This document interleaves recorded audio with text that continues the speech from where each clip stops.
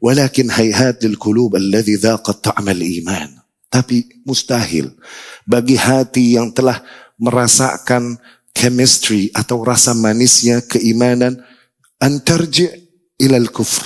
Mustahil bagi hati demikian sudi untuk kembali kepada kekufuran, mentoleransi hal-hal yang sifatnya kekufuran, musuh-musuh Allah. Mustahil. Assalamualaikum warahmatullahi wabarakatuh. Bismillahirrahmanirrahim. Walhamdulillah. Waqad kafa.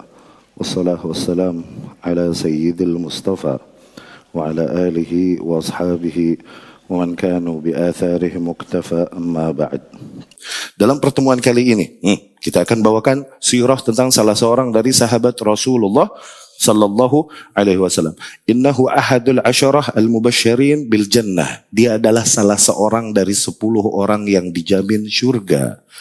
Innahu ahadul thamaniyah alladzin sabaqu lil Islam. Dia adalah salah satu dari 8 orang yang as-sabiqun al-awwalun, yang pertama kali masuk Islam. Innahu ahad al-khamsah alladzin aslamu ala yad Abi Bakar As-Siddiq radhiyallahu anhu.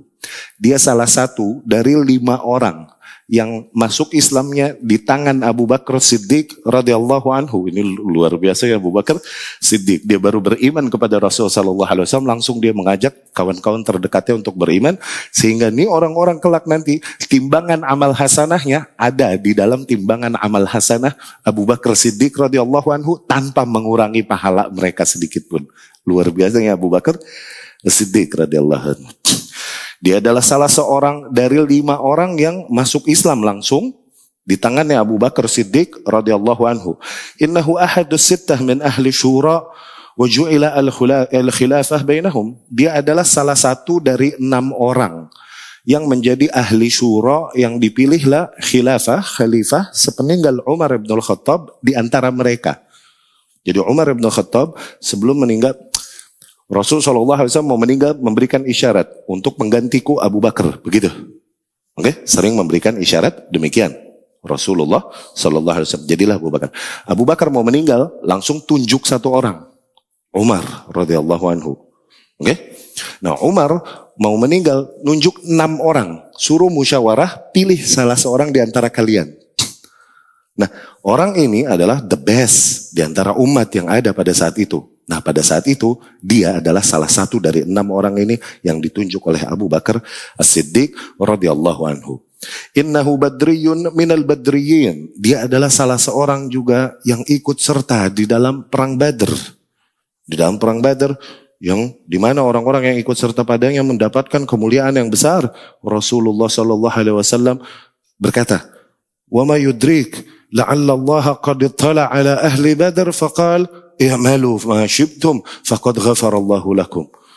Bisa jadi Allah melihat kepada para ahli Badr, yakni para sahabat yang ikut serta perang Badr, dan Allah berkata kepada mereka, lakukanlah apapun yang kalian kehendaki, sungguh telah aku ampuni bagi kalian dosa-dosa kalian. Allahu Akbar. Ya. Innahu wahid min ahli bai'atir ridwan. Dia juga salah seorang yang ikut serta di dalam kisah bai'at ar-ridwan. Haitsu radhiya anhumur rahman, di mana Allah Subhanahu wa taala menegaskan keridhaannya ke atas mereka. Ya. Di mana Allah Subhanahu wa taala berfirman, laqad radhiyallahu 'anil mu'minin idh yubayyi'unaka tahta asy-syajarah fa'alima ma fi qulubihim fa'anzala as-sakinata 'alaihim wa athabahum fathan qariba. Jadi ketika Rasulullah sallallahu alaihi wasallam mau pergi Fathu Makkah, mau pergi umrah ke Makkah pertama kali, ditahan singkat cerita di Hudaybiyah sama kaum musyrikin sehingga mereka enggak boleh masuk dan lain-lain.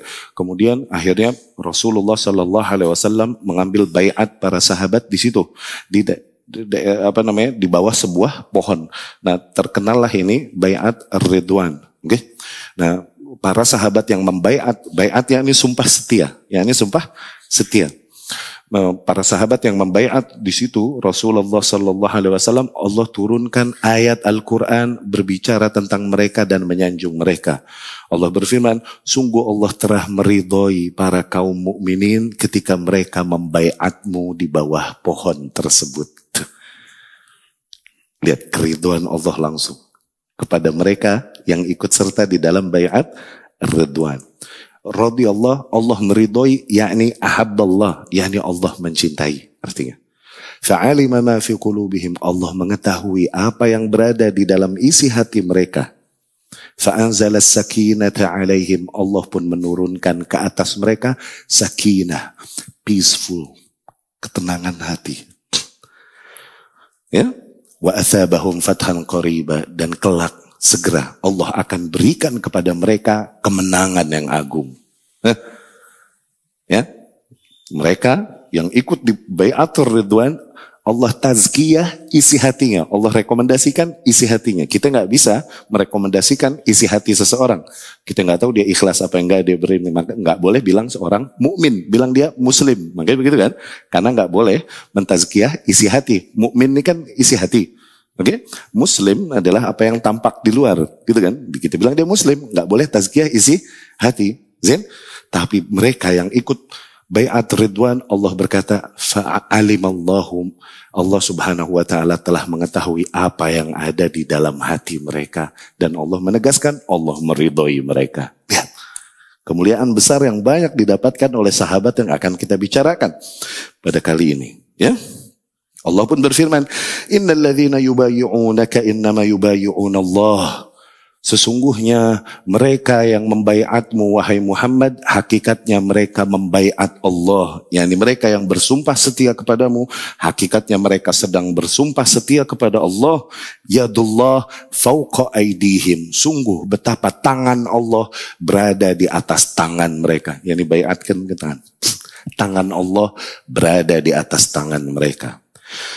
Ya, innahu khalul Mustafa. Sahabat ini juga adalah salah seorang dari pamannya Rasulullah sallallahu alaihi wasallam, tapi dari jalur ajus, dari jalur ibu, khal. Dari jalur ibu, Khalil Mustafa. Innahu batalul Qadisiyah. Dia adalah seorang pahlawan besar di perang Qadisiyah. Fatihul Madain. Dia adalah yang menaklukkan kota-kota Madain. Alladhi rama bi awwali sahmin fil Islam. Dia adalah seseorang yang pertama kali melontarkan anak panah di dalam Islam.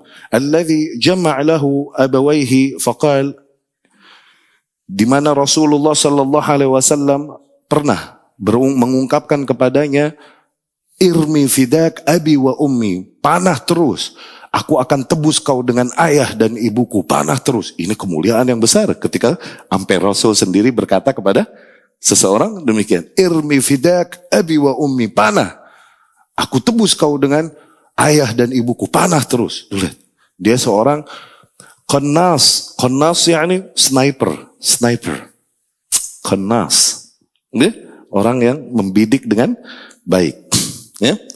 Innahu sahibul hijratain. Dia adalah seorang yang mengalami 2 kali hijrah. Hijrah ke Habasyah, Afrika, sama hijrah ke Madinah. Ya.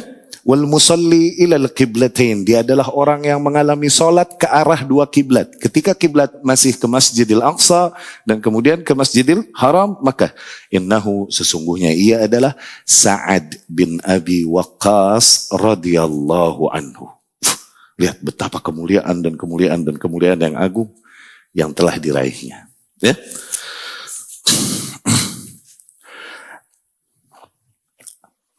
Sa'ad bin Abi Waqqas radhiyallahu anhu aslam fil ayyamil ula. Dia masuk Islam di hari-hari awal qabla ayyadkhul an-nabi dar al-Arqam ibn Abi al-Arqam.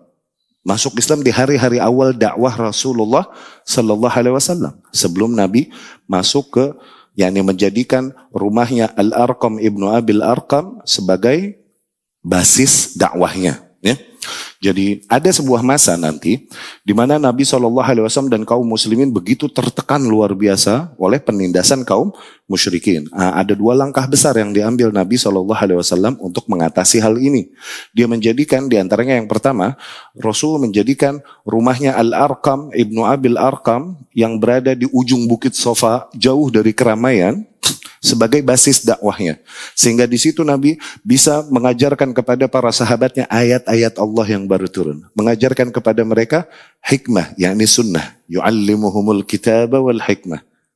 Di situ, di rumahnya Al-Arqam, Ibnu Abil Arqam. Dan orang-orang yang masuk Islam, mereka bisa masuk Islam diam-diam di sini tanpa ketahuan sama orang-orang musyrikin di pusat kota. Ya, jadi tempat basis dakwah Nabi Shallallahu Alaihi Wasallam. Nah, Sa'ad bin Abi Waqqas, itu langkah pertama yang diambil Nabi Shallallahu Alaihi Wasallam mengatasi kerasnya penindasan yang dilakukan oleh kaum musyrikin kepada kaum muslimin. Langkah kedua, Nabi mengambil langkah untuk hijrah. Hijrah kemana? Ke Afrika, Habasyah. Hijrah pertama ke Habasyah, ke seorang raja yang adil, raja yang adil dari Ahlul Kitab, namanya Najasyi. Raja-raja Afrika kan Najasyi ya, Najasyi. Dan di akhir hayatnya Najasyi masuk Islam, jadilah dia terhitung salah seorang sahabat radhiyallahu anhum. Ya. Itu dua langkah yang diambil Nabi SAW. Nah, Sa'ad bin Abi Waqqas ini masuk Islam sebelum masa-masa itu, sebelum Nabi sebelum Nabi bikin basis dakwah bahkan. Okay? Masih di awal-awal Islam dan saling diam. Bisa jadi seseorang nggak tahu bahwasanya saudaranya udah masuk Islam, dia nggak tahu. Tuh, saling merahasiakan keislamannya karena tekanan para kaum musyrikin. Ya, sehingga dia berkata di riwayat Imam Bukhari dan Muslim rahimahumullah, "Ma aslam ahadun illa fil yaumil ladzi aslamtu fi." Tidaklah seseorang masuk Islam kecuali di masa itu aku udah Islam duluan. Kata Sa'ad bin Abi. "Falaqad makathtu sab'ah ayyam wa inni la thuluthul Islam." Aku mengalami masa di mana 3 hari doang aku adalah sepertiga Islam. Yakni yang masuk Islam baru 3 orang. Kata Sa'ad bin Abi Waqqas radhiyallahu anhu. Yang masuk Islam, beriman kepada Rasul di muka bumi cuma 3 orang. 7 hari no aneh ngalamin begitu. Kata Sa'ad bin Abi Waqqas radhiyallahu anhu. Ya, tapi yang enggak demikian, Ibnu Hajar rahimahullah terhadap riwayatnya Sa'ad bin Abi Waqqas ini dia memberikan ta'liq, komentar. Ya. Sa'ad dzalik bihasab ittila'ih ala man aslam. Sa'ad mengucapkan hal tersebut karena berdasarkan pengetahuan dia aja siapa yang masuk Islam.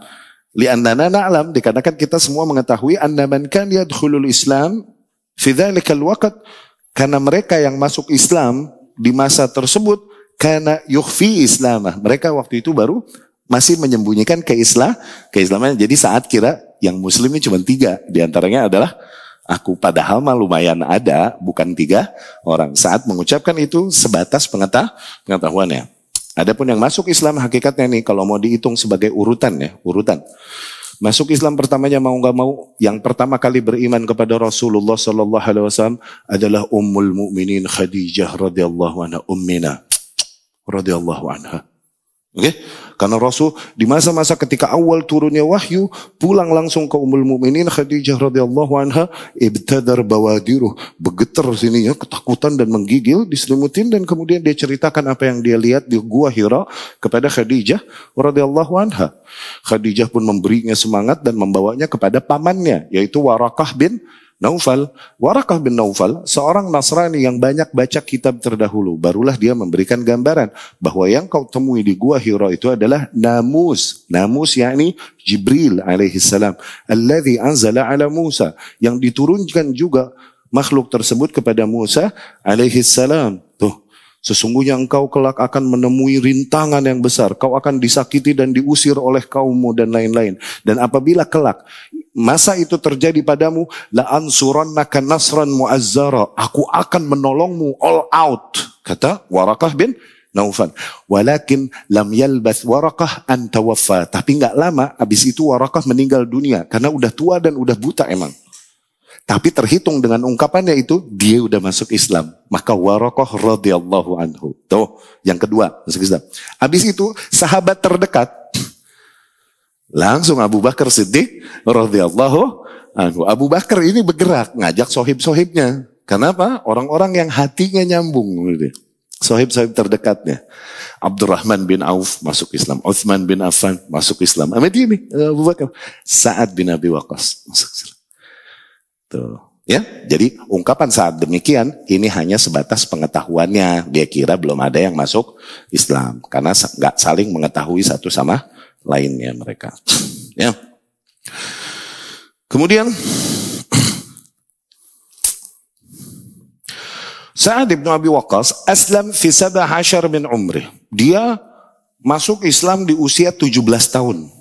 Di usia 17 tahun. Lihat, bayangkan beratnya seseorang yang mengambil langkah untuk masuk Islam di masa itu. Berarti dia mesti menghadapi kaumnya. Tuh, melawan arus kaumnya. Dan seorang yang 17 tahun berani mengambil sikap yang luar biasa, mengambil langkah besar yang dia tahu resikonya akan berat. Anta'uddakum suyuful Arab. Berarti maknanya kalau masuk Islam, berarti maknanya pedang-pedang bangsa Arab akan menggigit kalian. Allah. Tapi lihat keimanan. Ketika itu menyentuh hati seseorang, gak ada lagi pertimbangan apapun. Udah, bismillah. Belum lagi berbicara tentang Ali bin Abi Thalib radhiyallahu anhu yang masih anak-anak. Masuk Islamnya, gak pakai pikir panjang. Masuk Islam. Whatever happens. Apapun yang terjadi di masa yang akan datang. Ya. Nabi SAW fi arba'in min umri. Nabi SAW dapat wahyu itu di usia 40 tahun. Itu usia matang manusia, usia kenabian, usia 40 tahun. Wa huwa sinnu iktimali syabab. Usia 40 tahun adalah usia sempurnanya seorang pemuda. Sempurnanya seorang pemuda. Nah, Abu Bakar As-Siddiq radhiyallahu anhu pada saat itu beriman umurnya 38 tahun. Umar bin Al-Khattab waktu beriman kepada Rasul usianya 27 tahun. Ya. Wa kan alladzina nasaru da'watan Nabi, demikianlah mereka yang menolong dakwahnya Nabi. Kanu syababan, mereka adalah para pemuda. Ya. Lam yakun Islam Sa'ad hayyinan. Islamnya Sa'ad ini radhiyallahu anhu enggak mudah sebagaimana Islam para sahabat yang lain, menemui ujian, menemui rintangan. Kan barran bi ummi. Sa'ad terkenal seorang anak yang sangat berbakti dengan baik kepada ibunya. Wa kanat ummuhu qawiyyah syadidah, tapi ibunya ini kuat, kenceng, keras. Ya. Falamma sami'at bi Islam Sa'ad, ketika ibunya mendengar bahwasanya Sa'ad masuk Islam, dhahabat ilai. Ia pun menghampiri Sa'ad wa qalat, dan dia berkata kepada Sa'ad, "Ya Sa'ad, ma hadha ad-din alladhi ahdath?" Wahai Sa'ad, ini agama apaan sih ini? Begitu loh. Ini agama apaan sih ini yang lo ikutan pada? Begitu. Ibunya berkata kepada Sa'ad bin. Sa'ad pun berkata dengan jujur, dengan sidq, dengan tulus, dia berkata kepada ibunya, "Innahu dinul haq." Sesungguhnya itu adalah agama yang hak. Wa innahu yushhid an la ilaha illallah wa anna Muhammadar Rasulullah. Agama yang mengarahkan kita untuk mempersaksikan bahwa sungguh tiada Tuhan yang hak untuk diibadahi melainkan Allah, dan bahwasanya Muhammad adalah memang utusan Allah. Faqalat, ibunya pun berkata, "Ya Sa'ad, wahai Sa'ad, wallah la ukallimuk wa la akul wa la ashrab." Demi Allah, aku tidak mau bicara kepadamu dan aku enggak mau makan, aku enggak mau minum. Hatta takfur bidini Muhammad, sehingga kau kafir kembali dari agamanya Muhammad dan kembali kepada agama tradisional kita. Begitu maksudnya. Wa illa fasa'amut wa tu'ayyar bi. Dan kalau enggak demikian, maka aku akan mati dan kau akan dicela dengan namaku. Wa tuqal, sehingga kau dipanggil ya qatila ummih, wahai seseorang yang telah membunuh ibunya. Berat kan? Masuk Islamnya begitu digoda. Ya? Walakin hayhat lil qulub alladhi dhaqat ta'mal iman. Tapi mustahil bagi hati yang telah merasakan chemistry atau rasa manisnya keimanan, antarji ilal kufr. Mustahil bagi hati demikian sudi untuk kembali kepada kekufuran, mentoleransi hal-hal yang sifatnya kekufuran, musuh-musuh Allah. Mustahil. Nggak mungkin kalau hati udah sampai merasakan level itu, merasakan manisnya keimanan, nggak mungkin mereka mau kembali lagi kepada kekufuran. Ya, Nabi SAW berkata di dalam riwayat Imam Bukhari rahimahullah dari Anas radhiyallahu anhu, "Thalathun man kunna fihi wajada bihinna halawatal iman." Terdapat 3 hal, 3 kondisi yang barang siapa yang pernah merasakannya, berarti dia telah merasakan manisnya keimanan. Ta'am, rasanya, chemistry-nya keimanan. Kalau bahasa alay, chemistry. Okay? Ada 3 hal yang apabila seseorang udah merasakannya, sensasi itu, maka dengan itu dia terhitung telah merasakan rasa manisnya keimanan. Yang pertama, ayyakunallaha wa rasulah ahabba ilaihi mimma siwahuma. Ketika Allah dan Rasulnya sallallahu alaihi wasallam adalah hal yang paling dia cintai daripada hal-hal lain. Ya? Berarti di situ dia telah merasakan manisnya keimanan itu. Yang kedua, wa ayyuhibbal mar'a la yuhibbuhu illa lillah. Ketika dia mencintai seseorang, tidaklah dia mencintainya kecuali karena Allah. Tuh. Bahkan cintanya pun yang merupakan fitrah pada diri seseorang, cinta, dia mencintai seorang makhluk Allah, dia arahkan fitrahnya ini ketika aku mencintai seseorang, ini harus bentuk ibadahku kepada Allah Subhanahu wa taala. Tuh. Aku mencintainya karena dia mengenalkanku kepada Allah. Karena dengan dia aku semakin mengenal Allah, Rasulnya dan sunnahnya. Karena dengan dia, dengan mengenalnya dan mencintainya, dia mengajarkanku mana yang dihalalkan, mana yang diharamkan oleh Rabbku. Aku mencintainya karena dia lebih mendekatkan diriku kepada Allah Subhanahu wa taala. Tuh. Atau aku mencintainya karena dia berhak aku cintai. Dan mencintainya adalah di antara bentuk ibadahku kepada Allah Subhanahu wa taala. Ibuku, ayahku. Aku menghormati, mengagungkan mereka karena memang aku mencintainya, dan lebih mendasar lagi daripada itu karena memang ini adalah bentuk ibadahku kepada Allah Subhanahu wa taala. Ya. Ketika seseorang mencintai seseorang, tidaklah ia mencintainya kecuali karena Allah. Itu yang kedua. Ya. Kemudian yang ketiga, wa ayyakrah ayyauda fil kufr ba'da idz anqadhahu Allahu minhu. Tuh, ketika ia begitu benci untuk kembali kepada kekufuran, kesyirikan setelah Allah selamatkan dia darinya. Allah. Seseorang yang tahu betapa celakanya nilai kekufuran dan kesyirikan, betapa itu adalah dosa yang paling besar, betapa hak Allah yang akhirnya dirampas dengan mengarahkan ibadah kita kepada hal lain selainnya, gitu. Seorang yang tahu betapa kurang ajarnya hal tersebut, itu gak bakalan mentolerir hal itu kembali pada dirinya setelah Allah selamatkan dia dari situ. Betapa bodohnya aku dulu melakukannya. Umar Ibnul Khattab radhiyallahu anhu, diriwayat Imam Bukhari, saking sebelnya kepada nilai-nilai kesyirikan, nilai-nilai kekufuran yang pernah dia alami di masa hidupnya sebelum masuk Islam, Umar sampai berkata, ketika mau cium Hajar Aswad deh, okay? Hajar Aswad di Mekah, di Ka'bah, untung di Ka'bah, di sini sih disembah bro, iya gak? Kalau nggak dipocel, bikin cincin, gosok. Untung di Arab, di sini bang, saya disembah tuh batu, dengan mindset beragama orang sini, disembah tuh batu, iya gak? Iya. Untung di sono. Diriwayat Imam Bukhari rahimahullah, Umar ngomong sama Hajar Aswad, wallah innaka Hajar, demi Allah kau hanyalah batu, la tanfa' wa la tadur. Kau sama sekali tidak bisa mendatangkan manfaat, sama sekali tidak bisa mendatangkan madarat. Yani enggak punya power apapun. Law anni ma ra'aitu Rasulullah sallallahu alaihi wasallam qabbalak ma qabbaltuk. Kalau bukan karena aku lihat sendiri Rasul menciummu, nggak sudi aku menciummu. Wallah. Kenapa? Karena ada kemiripan dengan gaya kaum musyrikin yang seringkali mengkeramatkan dan memuliakan batu. Cuman di situ seorang muslim diuji. Mana? Antara akalnya yang dia ikuti atau kesyirikan yang dia ikuti. Mana? Okay? Atau wahyu yang dia ikuti. Ngikutin akal, seseorang akan menolak syariat mencium Hajar Aswad. Dia bilang, segala batu gue cium. Tuh, kufur.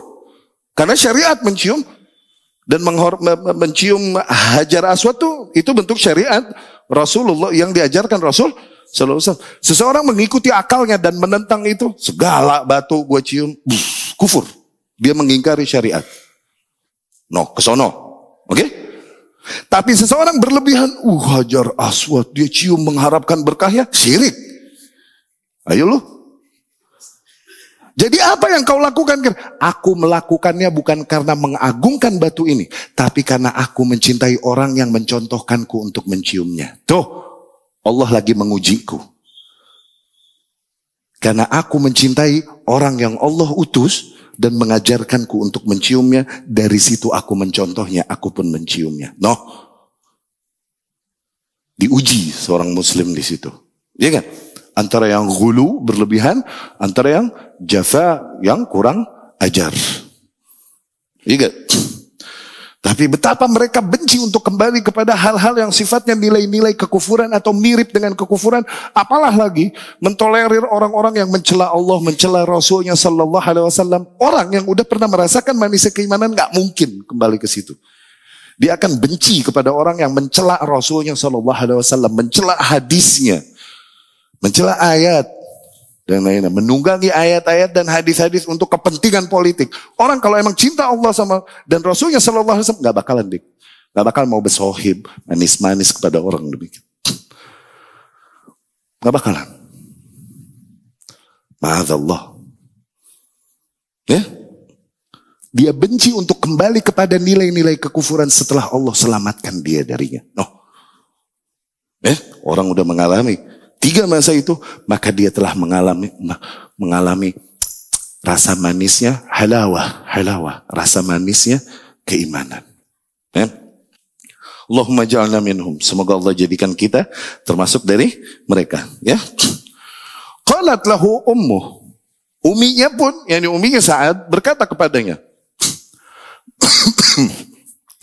Berarti jidahnya Rasul kan? Sa'adnya khal. Sa'ad khalnya Rasul Sallallahu Alaihi Wasallam, pamannya Rasul kan dari ibu. Nah, uminya Sa'ad berarti masih jidahnya Rasulullah, masih neneknya Rasulullah Sallallahu Alaihi Wasallam. Lihat betapa Rasul ditentang bahkan bukan hanya oleh masyarakat umum, oleh keluarganya sendiri, oleh nasabnya sendiri. Ya, uminya berkata kepadanya, la ukallimuk, wala akul, wala ashrab. Aku nggak mau ngomong kepadamu. Dan aku akan mogok makan, mogok minum. Hatta takfur bidin Muhammad. Sehingga kau kafir kembali dari agamanya Muhammad Sallallahu Alaihi Wasallam. Ya? Wa illa fasamud fatu'ayyar bi. Kalau enggak, aku akan mati demikian. Dalam keadaan ini. Dan kau akan dicela dengan namaku. Wa tuqal. Dan kau dipanggil. Ya qatila ummi. Wahai seseorang yang telah membunuh ibunya. Sa'ad pun berkata, ya ummah. Akhirnya Sa'ad singkat cerita radhiyallahu anhu mencoba sebisa mungkin membujuk ibunya, makan umi. Masih ditentang. Sampai menggunakan sedikit kekerasan untuk masukin makanan kepada ibunya. Dia maksa. Karena mogok begini. Dia kasihan ngelihat ibunya makin lemas, makin lemah. Kan azab gak? Azab gak buat kita ngelihat ibu kita begitu? Azab gak? Azab, wallah azab. Buat hati kita azab. Kasihan, apalagi seorang yang emang terkenal berbakti dengan baik kepada ibunya. Azab, wallah kita ngelihat ibu kita. Dia paksa, dia bujuk makan sampai rada keras dipaksa makan. Akhirnya mulai jadi omongan orang di mana-mana. Saat kurang ajar sama emaknya. Tuh kan, serba salah kan Sa'ad.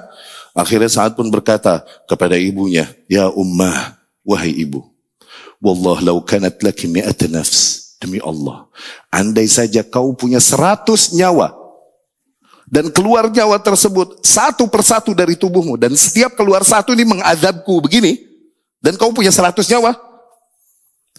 Ma taraktu dina Muhammad Sallallahu Alaihi Wasallam. Wa isyi'ti kuli. Wa isyi'ti ila takuli. Demi Allah, aku takkan pernah meninggalkan agamanya Muhammad Sallallahu Alaihi Wasallam. Kalau kau mau makan.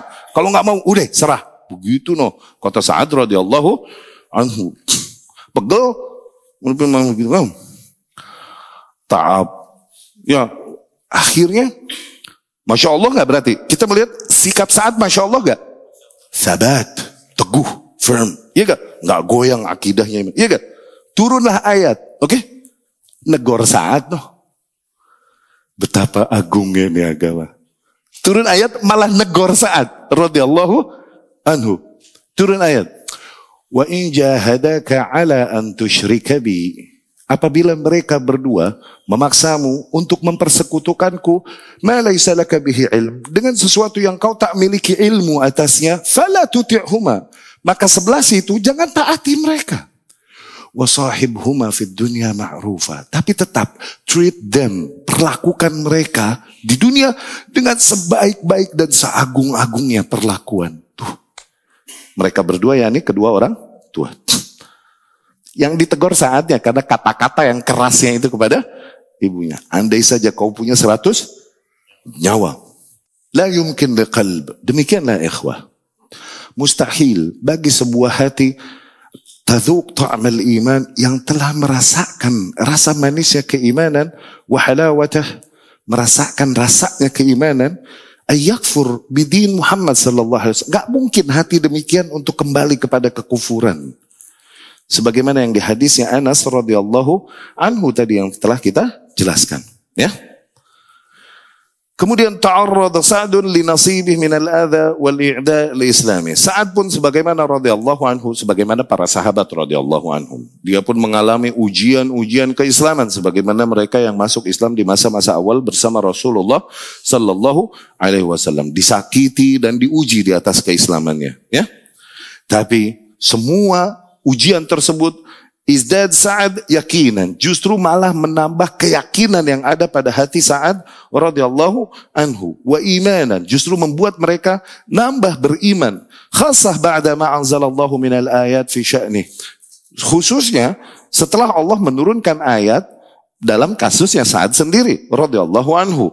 Wa tahammal al-adha fi sabil tauhid. Akhirnya Sa'ad terus berlanjut di jalan tauhid ini dan menanggung semua rasa sakitnya fi sabil tauhid wa sunnah, di jalan tauhid dan jalan sunnah, ya. Wa turra ila ay yuhajir. Akhirnya dia terdesak sebagaimana para kaum muslimin mesti berhijrah, ya. Bahkan Sa'ad mengalami 2 kali hijrah, hijrah menuju Habasyah dan hijrah menuju Madinah, ya. Ta'allaq an-Nabi sallallahu alaihi wasallam bi Sa'ad ta'alluqan syadidan wa ahabbahu hubban syadidan. Ikhwati rahimakumullah, Nabi sendiri sallallahu alaihi wasallam, betapa beliau sallallahu alaihi wasallam mencintai Sa'ad radhiyallahu anhu, ya. Ada di riwayat Imam Bukhari dan Muslim rahimahumullah dengan sanadnya dari Aisyah putrinya Sa'ad. Aisyah putrinya Sa'ad radhiyallahu anhu. Marida abi maradan syadidan. Suatu hari ayahku sakit parah, yang orang mengira oh udah ngabisin nih, sakit ngabisin. Waktu itu sakitnya pas lagi Nabi SAW Fathu Makkah, sakitnya lagi di Mekah. Gitu, belum balik lagi ke Madinah, sakitnya lagi di Mekah ini. Sa'ad sakit parah radhiyallahu anhu. Marida abi maradan syadidan. Ayahku sakit parah luar biasa.